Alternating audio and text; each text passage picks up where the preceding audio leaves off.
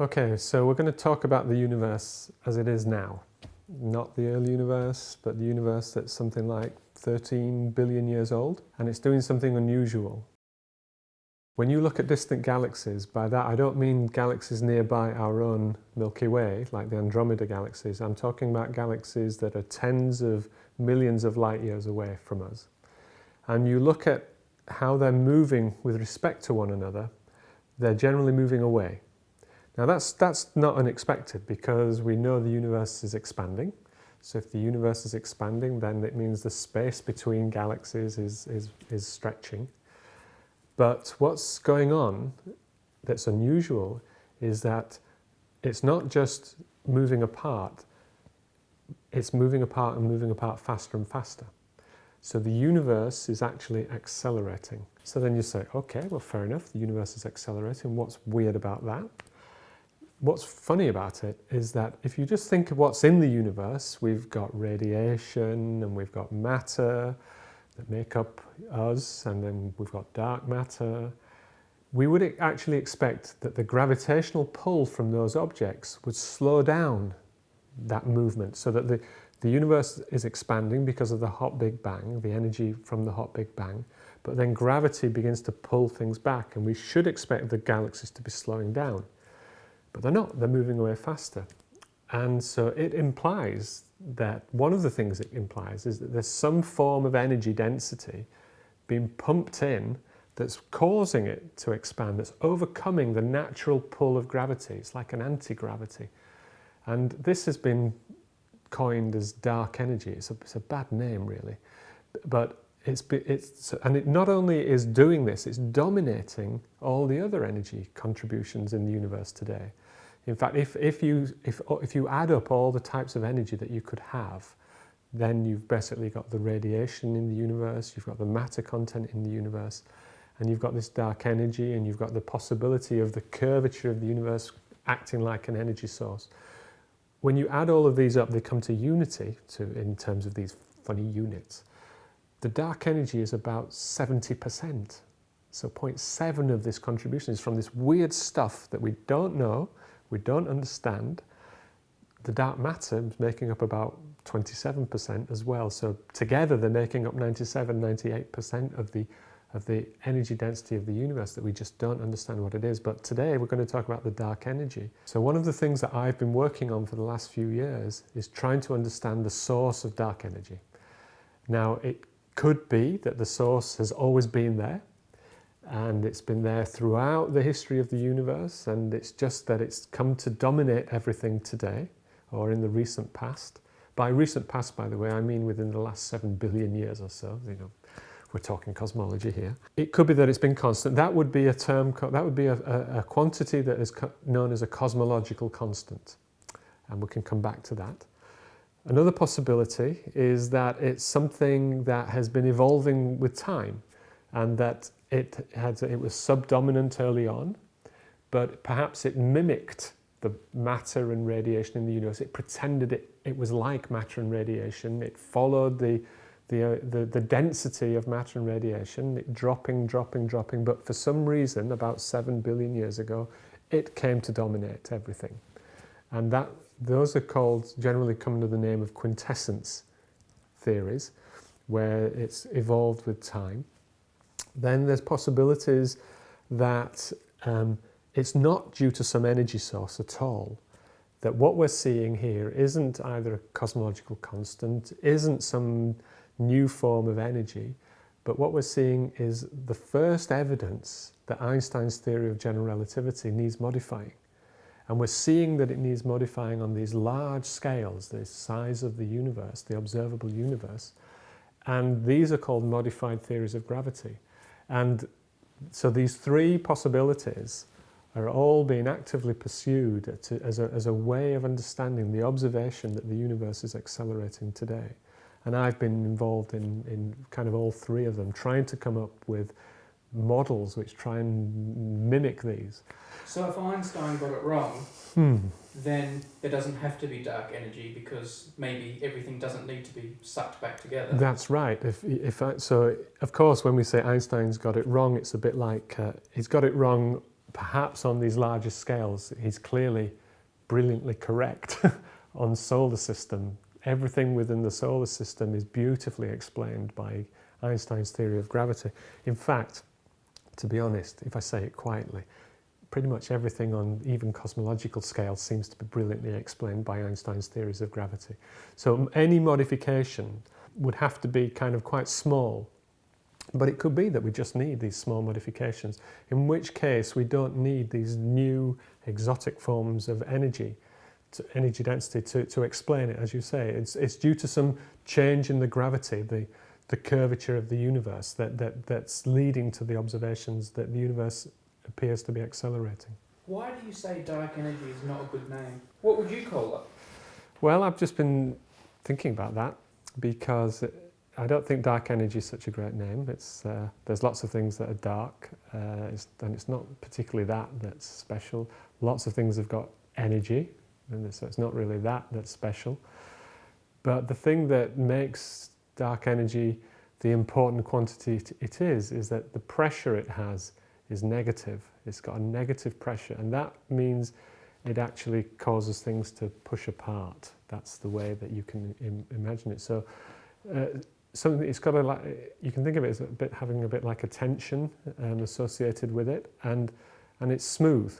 That's the other thing about it. It's a very smooth component. It's pretty uniform throughout the whole universe. So something like a smooth tension might be a better thing to have rather than a dark energy. But smooth tension. Smooth tension. Yeah. I guess the problem with that name is it doesn't allude to the fact that you guys are completely baffled by it. No, it makes it sound like we might know what we're talking about. All that we know is that when you write down the equations, Einstein's equations, and allow for something that can have a negative pressure, it will do the job for you. That's the clear. So a cosmological constant will do that for you, as will these concocted models that you have, these quintessence models. They will do it for you. And then, of course, you can also use your modified gravity, and the modifications will do it for you as well. There is one other thing that can effectively do it for you, which is less in favour, but hasn't been completely ruled out, and that is maybe the universe isn't as smooth and as uniform as we thought. Maybe, and we know there is structure in the universe, right? We know. Look at you and I; we're quite different. And even though you're down the gym and I'm down the gym, we're still quite different. And I'm not down the gym so much. You're not.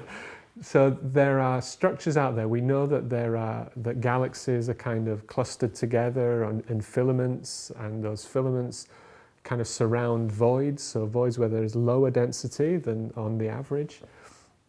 But the thought is that as you get to bigger and bigger scales in the universe, that the distribution of those voids becomes a bit more uniform, and their effect drops off, giving you this net homogeneity. Things are very smooth. But maybe that's not the case. Maybe actually the universe is inhomogeneous. It's not homogeneous, nice and smooth on large scales. And if it's inhomogeneous, and we happen to be living in a void, in a region that's got a lower density than on average, then we would actually perceive the universe to be expanding at a different rate from outside. And it could be that that's what we're seeing here, that the effect of this acceleration is, and that's what an acceleration is, you're seeing a different rate here compared to here. And the effect of the acceleration is just that. But because there are so many, that's probably not the case. And the reason why it's not the case is because of the fact that we can measure different things in the universe, and from it infer something about the distribution of the matter. So we can measure the microwave background radiation. We can measure the distribution of the hot and cold spots in the microwave background. We can measure the distribution of galaxies. And when you do, in particular, the microwave background, and look at the distribution of the hot and cold spots, it becomes clear that in order for this inhomogeneous type of models to work, then you need to be in a very special place in this void. In fact, you need to be very close to the center of the void. And then you begin to ask, well, why is it I would be very close to the centre of a void? I could be anywhere in this void. So there's some high degree of fine-tuning going on in order for you to explain the apparent acceleration of the universe from the idea of these inhomogeneous distribution of matter. So it's kind of been, it's under threat as a model, but it hasn't been ruled out yet, but it's certainly very fine-tuned.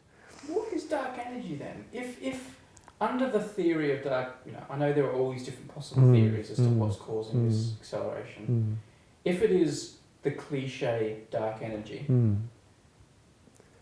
is this like some kind of particle or field that can't be measured? Is it a thing? Is it a thing with mass or no mass? Has it got energy that can be measured in joules? Or is this is dark energy just a label for we've got no idea? Shall I get my cup to show you how much energy there is? Yeah. Okay, if you just hang on, I'll go and get it. Yeah, right. Where's my? What a shame. Hannah's taken it. I think Hannah's taken it to university. Anyway, a specific dark energy cup. She had a dark energy cup, but but this cup here, it's about this size. This cup has in it about, I think it's a yoctogram of 10 to the minus 24 joules of energy, of dark energy, because dark energy is smooth, right? It's throughout the whole universe. So it has got an energy, it's got an energy density, and so you can work out how much energy is in a cup, and I think it's about 10 to the minus 24 joules, which is not a huge amount, but it's there. So what makes it special? You said, what is it? Well, we don't know what it is, and that's why we try lots of things that can mimic its effect. The key ingredient isn't particularly that it's got an energy. Lots of things have got energy. Matter has got energy. Radiation has got an energy associated with it. That doesn't make the universe accelerate. It actually slows down the universe. But things that have energy also often have pressure. And now we usually think of pressure as a positive quantity. You think of particles banging against the surface of a container, creating a pressure pushing out. And that's a positive quantity. And so radiation has, in the early universe, relativistic particles have a radiation pressure which is a third of the energy density. Dark matter particles, and the particles that you and I are made up of, they're called dust particles. That's the general name given to them. They've got basically no pressure because they're hardly moving. They're moving non-relativistically. So you think of putting some dark matter or some baryons that we are made of in a tin, and they'll hardly hit the side of the tin because they're moving so they don't create a pressure. So that's got zero pressure or very close to zero. What makes dark energy special is that the pressure it has actually is negative, and so you need something that can have a positive energy density but have this negative pressure that's acting in the opposite direction to what you might imagine. And there isn't any standard stuff does that. The stuff that you and I are made of, the particles that you and I are made of, just does not do that. You need something a bit more exotic, and the two favourite ways of doing it are basically to use what the particle cosmologist loves to use, which is a scalar field. And a scalar field has both it's an object that's got a value everywhere, and its energy is made up basically of a kinetic energy, so the energy of motion of that object, and a potential energy. That's sort of telling you at any given point in space and time what's its potential associated with it. Now, if it turns out that potential dominates over the kinetic, so the kinetic energy of the field it's oscillating around is small compared to its potential energy, then it will have a negative pressure. And it can cause a kind of a repulsive effect in terms of acting against gravity. And so that's what a quintessence scenario will do for you. You work in a regime where the potential dominates over the kinetic energy, and it will give me this negative pressure. It's what a cosmological constant does. In fact, in a cosmological constant, it's a unique case where the energy density is exactly minus the pressure. So they balance, they're equal in magnitude, but opposite in sign. And that has the same effect. The data suggests that the universe is perfectly consistent with the cosmological constant, so that the acceleration of the universe has been driven by something that looks like a cosmological constant. In actual fact, just recently, there's a set of data been coming out. If you look at the Planck microwave background data, if you look at the data coming from people that have looked at some supernovae, that, by the way, is the way in which we infer what the universe is doing. I'll come back to that. If you look at their data, they're actually finding that the pressure is actually less than, so the pressure is less than the energy density, the minus. Okay, what they're finding is that when I divide the pressure by the energy density, for a cosmological constant, that number would be -1. If I do the same for ordinary matter, that number is positive. So the pressure is 1/3 of the energy density for radiation. The pressure is 0 for dust. For a cosmological constant, the pressure is minus the energy density. So pressure divided by energy density is -1. For a quintessence scenario, you find that the pressure evolves down towards -1. It begins to look eventually like a cosmological constant. But there seems to be some tentative suggestions that actually the pressure divided by the energy density is less than -1. So that's lower than a cosmological constant would give. That's a weird scenario, and it's probably not going to last. I imagine the data will push everything back up towards a cosmological constant, but at the moment there's a slight pressure in the data suggesting it might be less than -1. That means that the universe is actually not just it's going to end up with a big rip.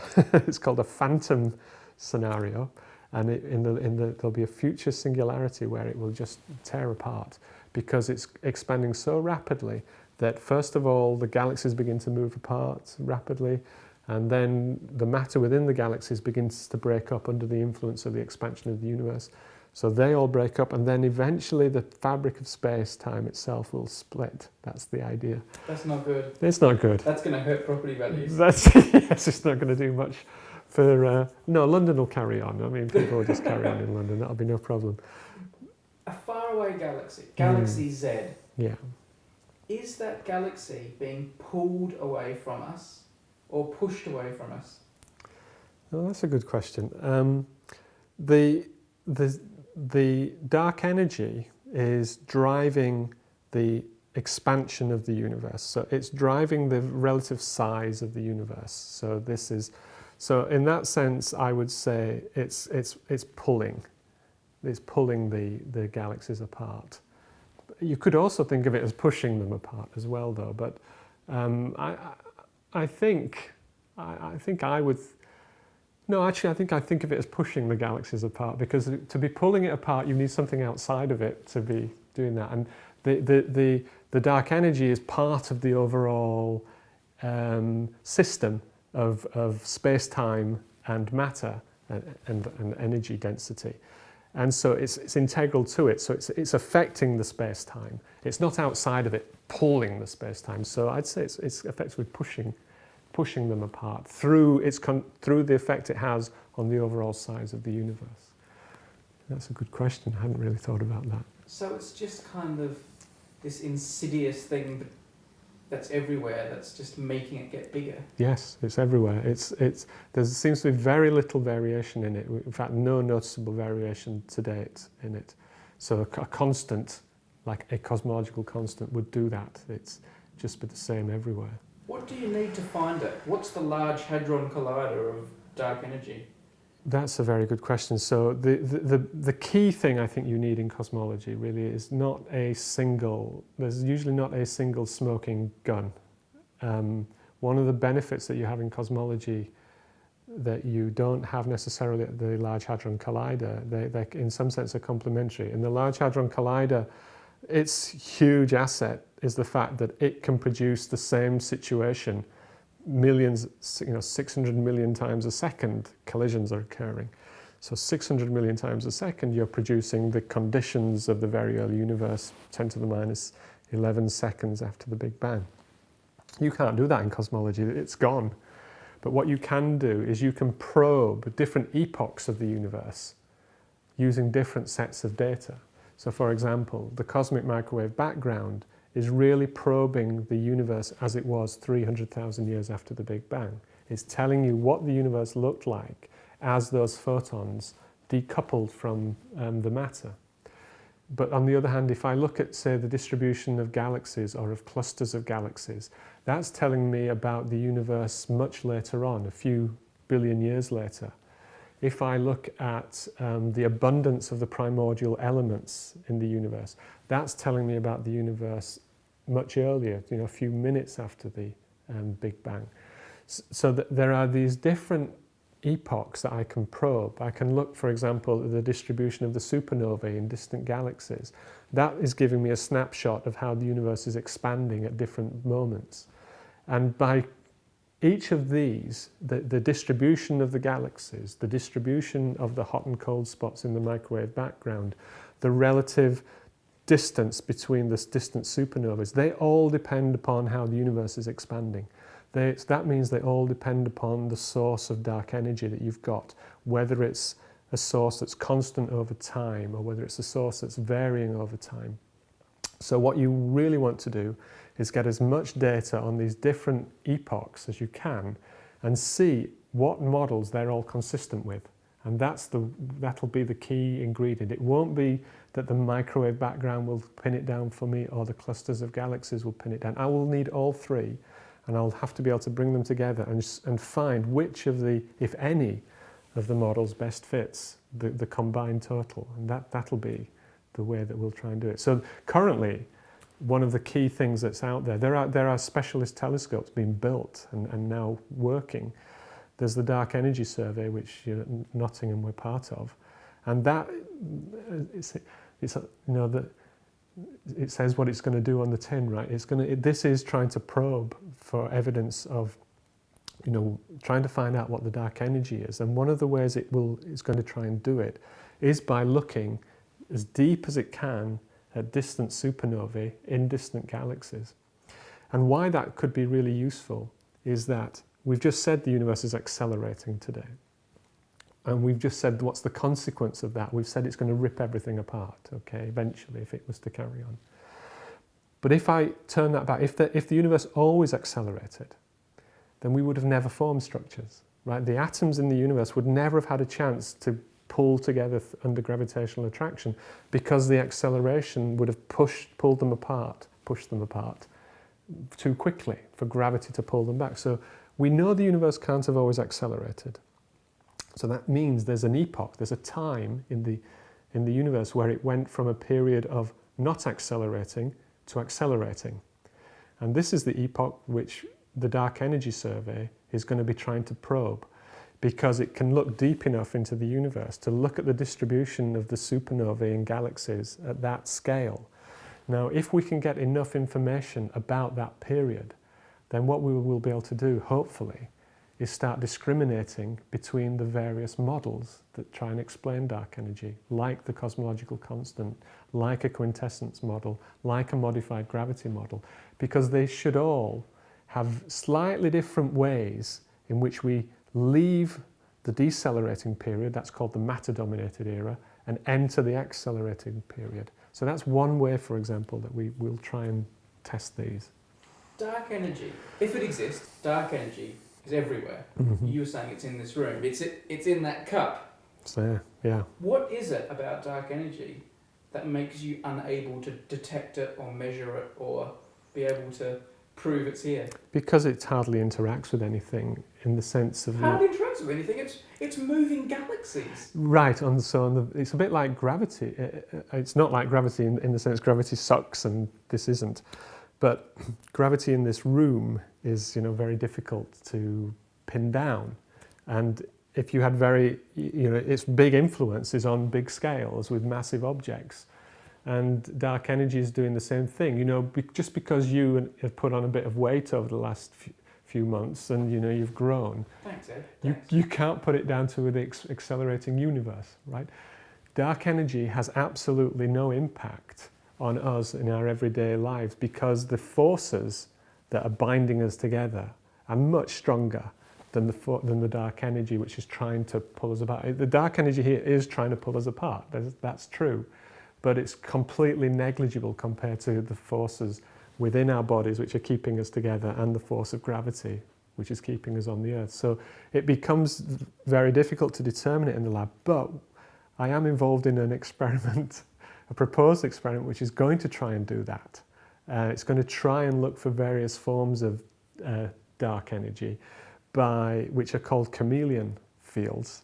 So this is one of these quintessence type models where the dark energy its contribution can change. This particular model I'll just explain it briefly, is very nice because the effect of the chameleon field, which is going to be my dark energy field, depends upon its environment. So in an environment where it's in the presence of lots and lots of matter, then it's a heavy field. It doesn't move very much, it doesn't do very much. In the presence of very little matter, like on these very large scales, these cosmological scales, the field is extremely light. And then it has a negative pressure associated with it, and it acts like an effective cosmological constant. It drives the acceleration. So we've got a difference, right? We've got, if I have a very light density of matter, it's a very low density of matter, the field is very light. If I have a high density of matter, the field is very massive, and it reacts to the density. So what this experiment that we're proposing with a colleague of mine at Nottingham, Claire Burridge, and then with Ed Hines at Imperial, is we're going to have, if it works out, we're going to have make a condensate, a Bose-Einstein condensate in the lab, in a chamber.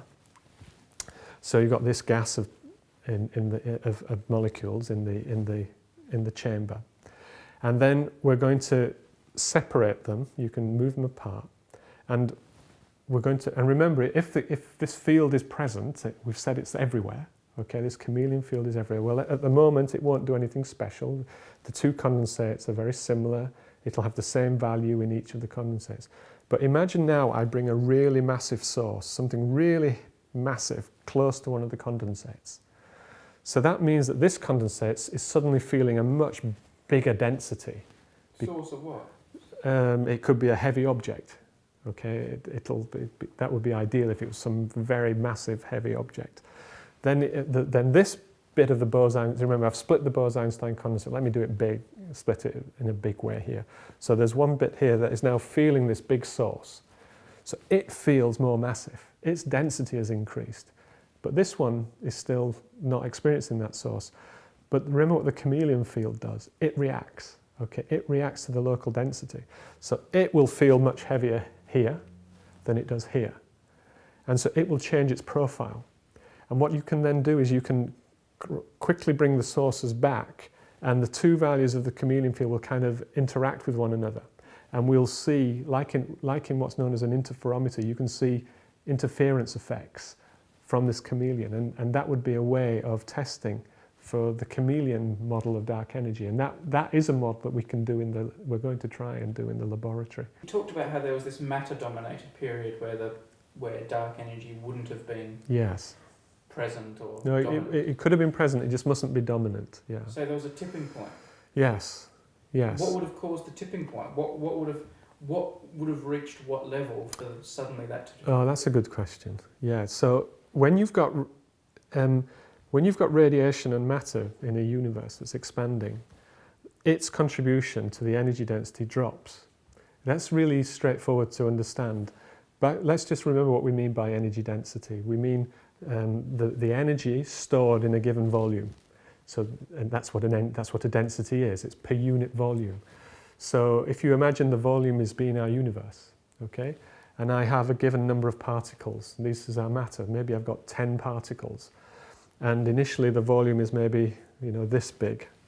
So I've got 10 particles in this volume, so the energy is this number of particles divided by this volume. So it's maybe quite high. Now I double the size of the box. So the number of particles has remained the same. I've still got 10. The energy has not changed. I've got 10, but the box has doubled in size. So its volume has gone up by a factor of 2 cubed, 8. So the density's dropped by a factor of 8. And if I double it again, it goes down again by the cube. And so you can see that matter in an expanding universe, its energy density inevitably drops. Okay? Why isn't dark energy suffering the same fate? Right. So dark energy, because of its nature, is its energy density can remain constant all the way through. And the models that we're putting forward in terms of these quintessence models, they are such that they will act like radiation on matter. So they initially will drop, but they'll have some feature about them in their potentials, which eventually means they come to go constant, and they eventually come to dominate. So there will always be a tipping point, as you said, where the matter has to drop. Radiation actually has to drop even faster. Radiation's probably worth just mentioning. So imagine I've got a photon of light. And again, I put it in this box, okay? And I've got a photon of light in this box. The universe expands, so the box doubles in size. This photon, it stretches, because that's what the universe, it will stretch, its wavelength will double, okay? Well, we know that the energy goes as 1 over the wavelength. Energy in light goes as 1 over the wavelength. So if you double the size, the wavelength, its energy has halved. And so now you've got the energy has gone down by a factor of 2 from the radiation, but it's gone down by this factor of 8 from the box. So in fact, it goes down by a factor of 16, 2 to the power 4. So the energy in the radiation drops even faster than the energy in matter. So the early universe is one where you're initially dominated by radiation and matter's subdominant, but the radiation density is dropping so rapidly that eventually there's a tipping point there. That's a very famous epoch. That's called matter-radiation equality, where they match. Radiation keeps dropping, matter drops off less quickly, but now eventually there's another tipping point somewhere here, where the dark energy comes to dominate, and that's now. That's now. And as the universe gets bigger and bigger, and the radiation and the matter has less and less sway. Yeah. That's why we're just going to get ripped apart. That's right. So unless this, if it's a pure cosmological constant, that will be the outcome. The universe will just keep expanding. It'll accelerating. Goes into what's known as a de Sitter expansion. It's an exponential expansion.